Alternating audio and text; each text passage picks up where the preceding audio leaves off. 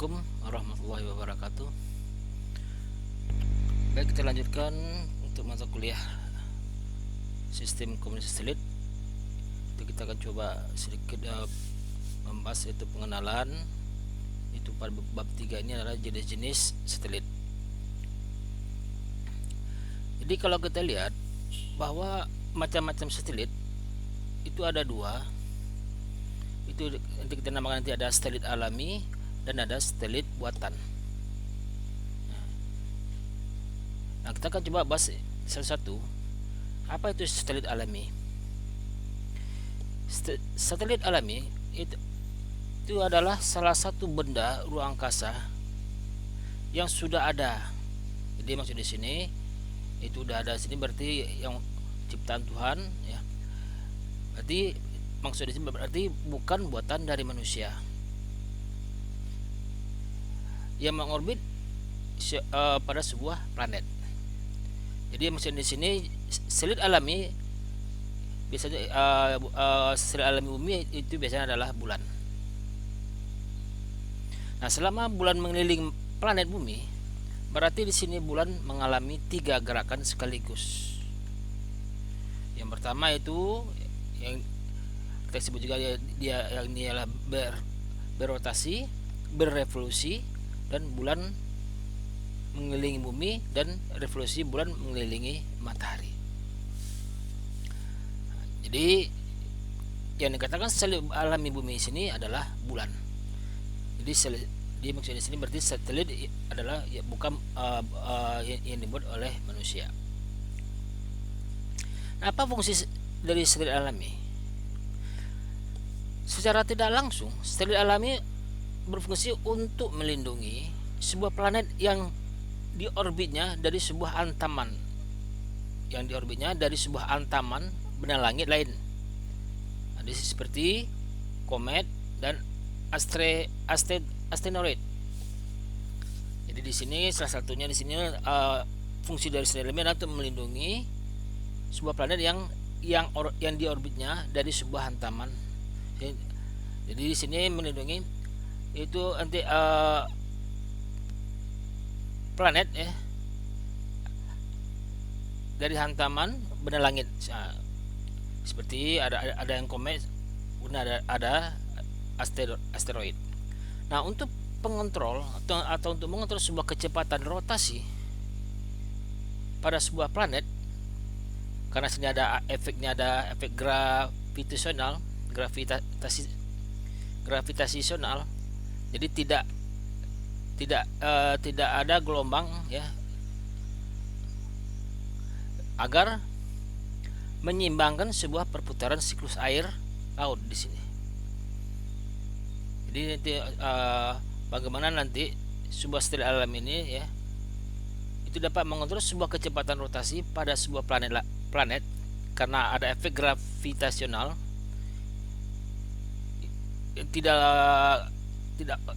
Gravitasional tidak wave, ya, nanti tidak gravitasional adanya gelombang, yang bertujuan agar menyeimbangkan sebuah perputaran siklus air laut.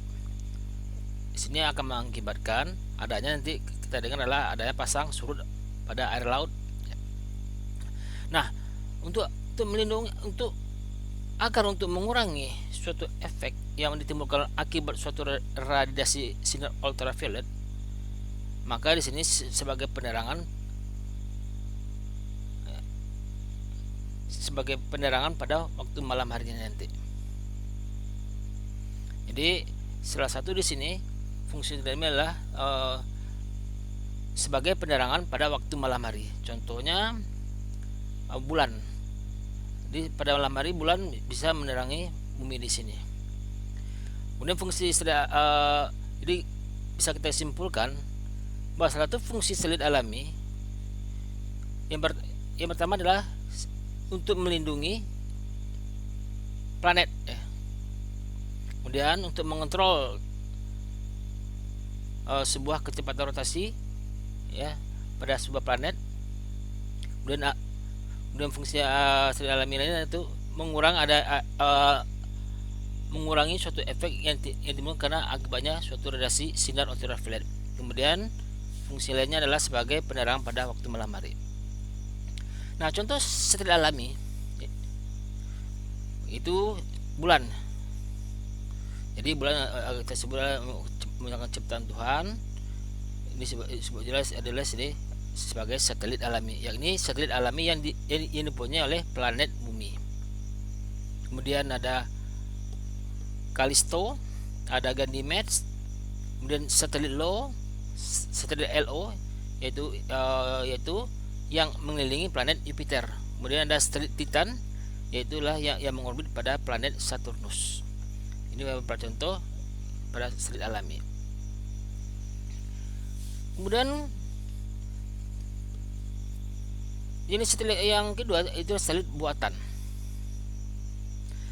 Kalau satelit alami tadi adalah satelit yang bukan yang dibuat oleh manusia. Sedangkan pada satelit buatan, yaitu adalah satelit buatan, itu salah satu benda ruang angkasa itu buatan manusia yang mengorbit sebuah planet yang dalam pembuatannya mempunyai jenis dan fungsi tertentu. Dengan satu tujuan untuk kepentingan manusia. Jadi planet ini dibuat oleh manusia, diorbitkan oleh manusia, dan fungsinya juga bertujuan untuk kepentingan manusia. Di sini ada beberapa jenis satelit buatan manusia dan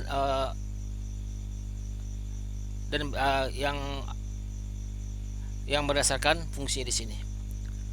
Contoh di sini pertama satelit navigasi. Mungkin Anda sudah pernah dengar satelit navigasi. Itu merupakan suatu satelit atau sebuah jenis satelit buatan manusia yang mempunyai fungsi untuk dunia penerbangan dan pelayaran. Jadi kalau Anda lihat sekarang bahwa bagi penerbangan dan pelayaran pesawat di sini dan kapal laut, maka sangat diperlukan lagi itu adalah satelit navigasi ini, di mana satelit navigasi ini bisa memberikan sebuah informasi tentang posisi pesawat terbang dan kapal yang berada dalam perjalanan. Makanya kita lihat pada suatu satelit navigasi, kita lihat di layar monitor, kalau kita lihat di kokpit, di mana posisi pesawat itu bisa kita lihat pada radar nantinya. Juga posisi dari kalau pelayaran dan perjalanan, maka dengan bantuan satelit navigasi ini bisa kita tentukan di mana letak posisi pesawatnya, lintang berapa, pada sudut berapa, kemudian juga pada kapal laut. Kemudian yang kedua itu satelit geodesi. Belum pernah dengar. Itulah satelit jenis satelit buatan manusia yang mempunyai fungsi yang digunakan untuk melakukan sebuah pemetaan bumi serta untuk mendapatkan berbagai sebuah informasi tentang gravitasi. Jadi seperti di sini adalah satelit geodesi yang melakukan pemetaan bumi, juga dapat juga memberikan informasi tentang gravitasi. Kemudian satelit komunikasi. Nah, ini yang paling sering sangat besar fungsinya sekali untuk manusia, adalah satelit komunikasi. Itu salah satu satelit buatan manusia yang mempunyai fungsi itu dalam dunia komunikasi. Nah, misalnya itu untuk seperti televisi, telepon dan sebagainya. Nah, apalagi sekarang dengan ada komunikasi ini kita bisa nonton atau siaran langsung secara jarak jauh, juga telepon secara jarak jauh. Itu maka disebut juga hubungan internasional. Juga sekarang internet bisa juga menggunakan sistem satelit. Pada intinya komunikasi adalah satelit yang digunakan untuk dalam dunia komunikasi, yaitu pengiriman informasi dan menerima informasi secara jarak jauh. Kemudian ada lagi kita sebut juga satelit meteorologi. Mungkin udah pernah dengar ya. Di sini itulah satelit juga buatan manusia yang mempunyai fungsi dalam menyelidiki suatu atmosfer bumi. Jadi akan sini meteorologi adalah menyelidiki suatu atmosfer bumi untuk melakukan dalam tujuan adalah untuk peramalan cuaca, atau disebut juga istilah satelit cuaca. Di meteorologi bersama juga dengan satelit cuaca. Dia ada juga orang menyebutkan itu satelit cuaca sama dengan satelit meteorologi. Di sini dia bisa menentukan bagaimana keadaan cuaca, perakiraan cuaca. Kita lihat di sini di TV. Kemudian bisa juga meteorologi ini atau satelit cuaca ini itu bisa melihat, itu mengamati ya, itu arah angin, arah hujan, arah angin dan kapan hujannya bisa dideteksi oleh satelit tersebut.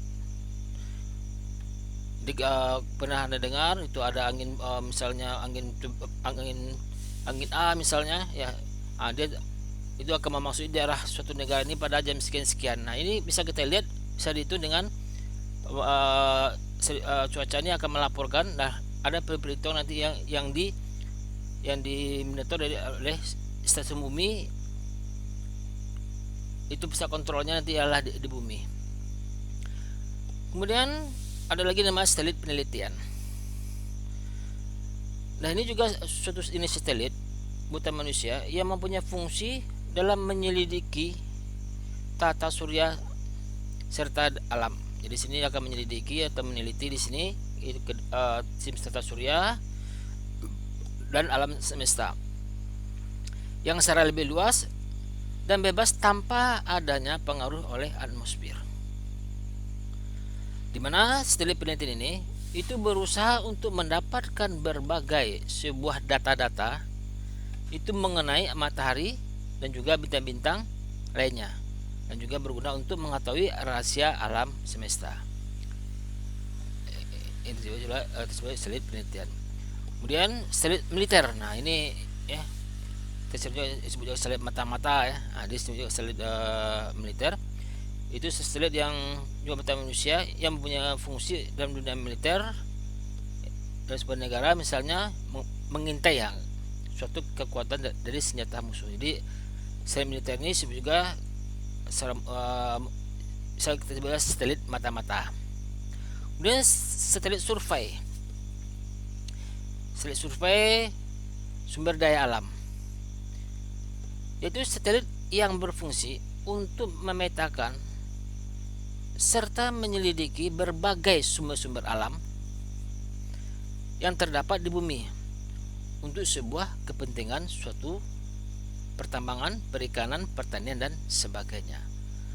Nah, di sini dengan satelit survei sumber daya alam ini bisa kita lihat bahwa di suatu daerah atau suatu di bumi ini kita akan tahu, melihat di mana ada kandungan misalnya pertambangan, ada kandung emas dan sebagainya. Kemudian kita juga bisa melihat itu perikanan di mana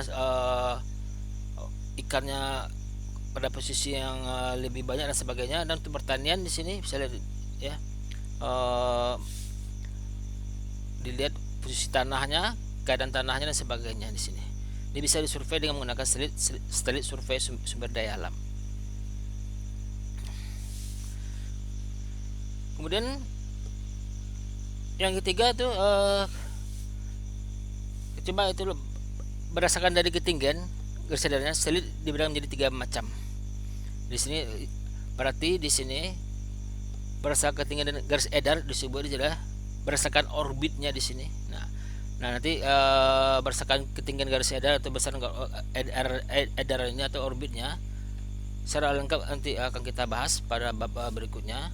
Tapi secara garis besar itu berdasarkan ketinggian orbit satelit ini bagi atas 3 nanti secara umum orbitnya. Ada satelit Leo, satelit Meo dan satelit Geo.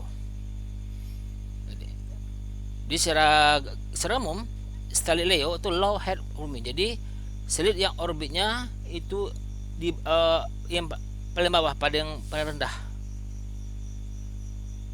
Jadi satelit Leo ini sebuah satelit yang mempunyai garis edar atau garis orbit yang rendah, itu antara bumi, dari bumi itu bisa peletakan satelitnya atau bisa diorbitkan itu antara 500 km sampai 1000 10.000 km itu dari permukaan bumi. Nah, waktu untuk revolusi Leo nih itu 2 sampai 6 jam. Nah, contoh di sini satelit yang menggunakan orbit Leo itu ada Global Star, Iridium, Ellipsat, Constellation, dan Odyssey. Ini beberapa jenis satelit yang orbitnya adalah diletakkan pada Leo. Tapi secara rinci nanti kita akan bahas ya, pada bab itu orbit satelit. Kemudian ada satelit MEO, itu medium head orbit, di mana satelit MEO ini satelit yang mempunyai suatu garis edar atau garis orbitnya yang menengah, itu antara 10.000 km sampai 20.000 km itu di atas permukaan bumi.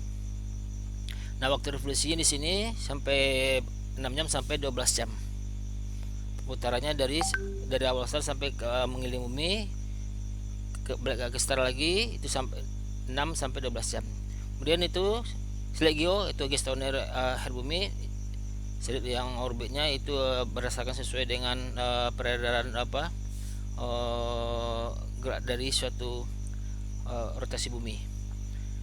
Jadi di sini satelit yang orbit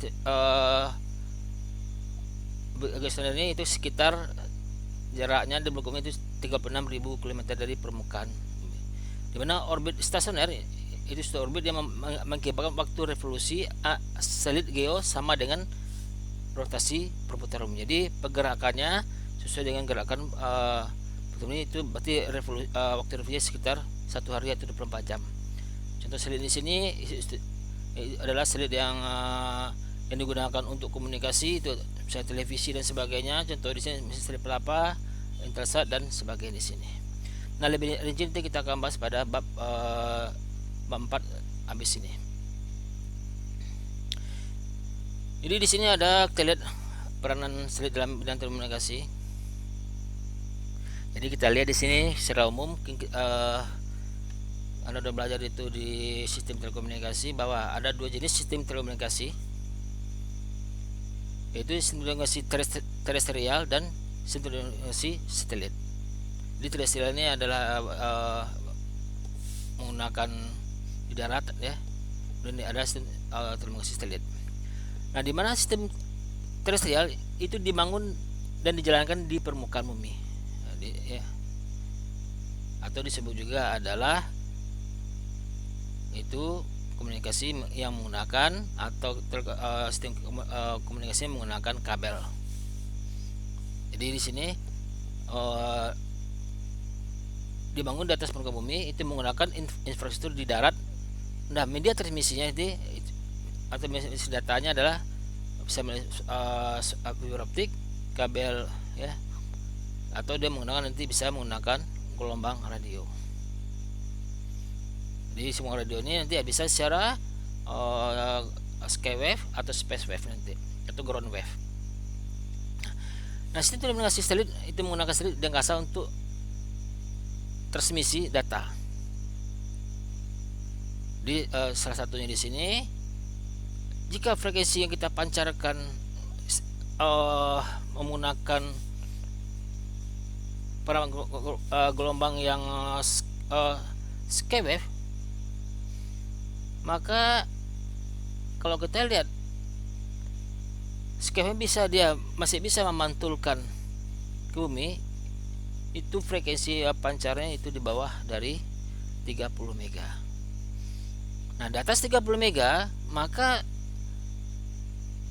tidak bisa lagi kita menggunakan sistem penerbangan gelombang radio menggunakan skywave. Maka di sini supaya frekuensi itu bisa dikirim secara jauh di atas 30 mega, maka kita menggunakan satelit yang dapat mengatasi nanti kendala pada sistem terestrial seperti jarak ya, yang waktu dan sebagainya nanti di sini. Jadi di sini salah satunya dengan satelit ini kita bisa yaitu berguna untuk sistem komunikasi ke seluruh daerah dan bisa ke seluruh negara lain sebagainya. Jadi bisa menghadapi dan dapat bermanfaat bagi kehidupan manusia di seluruh dunia. Nah ini contoh lain ya dari satelit tadi, penamaan saja. Ya. Di contohnya ada nama lain satelit tadi, ada satelit astronomi ya. Ini ada lagi, ini udah kita bahas tadi, telekomunikasi, pengamatan, navigasi, satelit tenaga surya. Ini satelit apa tadi, cuaca tadi tersebut juga itu adalah satelit meteorologi ya. Satelit miniatur itu satelit yang mini, yang kalau masih dibuat untuk mengkategorikan satelit sebagai satelit mini atau disebut satelit mikro. Jadi beratnya di bawah sampai 200 kilo, atau satelit nano di bawah 10 kilo. Nah ini nanti kita akan coba bahas ya. Bab berikutnya itu adalah jenis-jenis orbit. Nah untuk ini itulah bisa kita sampaikan pada pertemuan hari ini, itu bab 3. Mudah-mudahan bermanfaat ya. Perkuliahan yang saya mengucapkan assalamualaikum warahmatullahi wabarakatuh.